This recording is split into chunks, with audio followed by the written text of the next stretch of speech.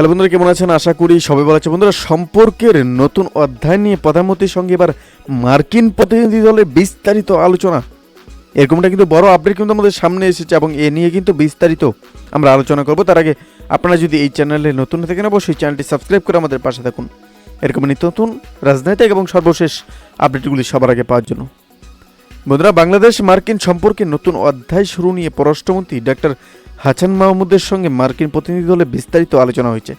রোববার বিকেলে রাজধানীর সেগুনবাগিচায় পররাষ্ট্র মন্ত্রণালয়ের মন্ত্রী হাসানের সঙ্গে এক ঘটনাব্যাপী বৈঠকে বাংলাদেশ সফররত এই প্রতিনিধি দলের নেতৃত্ব দেন মার্কিন প্রেসিডেন্টের বিশেষ সহকারী এবং ন্যাশনাল সিকিউরিটি কাউন্সিলের দক্ষিণ এশিয়া বিষয়ক সিনিয়র ডিরেক্টর আইলিন লাবাখার। এ সময় প্রধানমন্ত্রী শেখ হাসিনাকে লেখা মার্কিন প্রেসিডেন্ট জো বাইডেনের পত্রের উত্তরে প্রধানমন্ত্রীর লেখা পত্রের একটি কপি মার্কিন প্রেসিডেন্টের বিশেষ সহকারী লাবাখারকে হস্তান্তর করেন পররাষ্ট্রমন্ত্রী। বৈঠক শেষে পররাষ্ট্রমন্ত্রী ডক্টর হাসান মাহমুদ সাংবাদিকদের বলেন যে যুক্তরাষ্ট্র আমাদের একটি বড় উন্নয়ন সহযোগী রাষ্ট্র।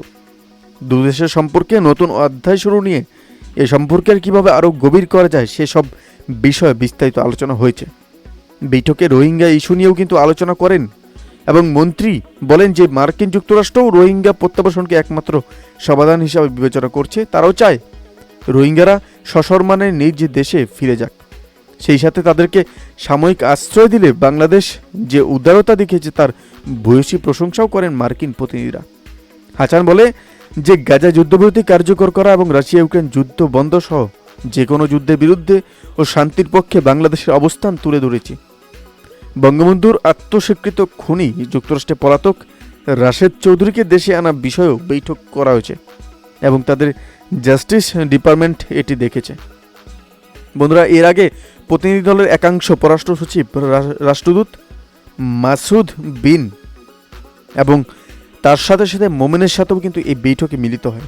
দুদিন দুপুরে মন্ত্রণালয়ের আসিয়ান দেশগুলোর ঢাকায় নিযুক্ত হাইকমিশনার ও রাষ্ট্রদূতরা পররাষ্ট্রমন্ত্রী হাসান মাহমুদের সঙ্গে সাক্ষাৎ করেন। মন্ত্রী জানান যে আসিয়ানের পর্যবেক্ষক হিসাবে বাংলাদেশের অন্তর্ভুক্তি ও এই জোটভুক্ত দেশগুলির সাথে বাণিজ্য বাড়ানোর বিষয়ে আলোচনা হয়েছে। আর বন্ধুরা, এখানে কিন্তু ভিয়েতনাম এবং থাইল্যান্ড, সিঙ্গাপুর, ফিলিপাইন এবং আরও অন্যান্য দেশের হাইকমিশনাররাও কিন্তু এই রাষ্ট্রদূতরা কিন্তু বৈঠকে অংশ নেন। বন্ধুরা, এই বিষয়ে আপনাদের কি মতামত এবং বর্তমানে বাংলাদেশ এবং যুক্তরাষ্ট্রের যে সম্পর্ক সেই সম্পর্ক নিয়ে আপনার যদি কোনো মন্তব্য থেকে থাকে অবশ্যই কমেন্ট করে জানাতে ভুলবেন না। ভালো থাকবেন, সুস্থ থাকবেন, ধন্যবাদ। দেখা হচ্ছে পরবর্তী নতুন আরেকটি ভিডিওতে। আপনি কোথা থেকে দেখছেন সেটি আমাদের অবশ্যই কমেন্ট করে জানাতে ভুলবেন না।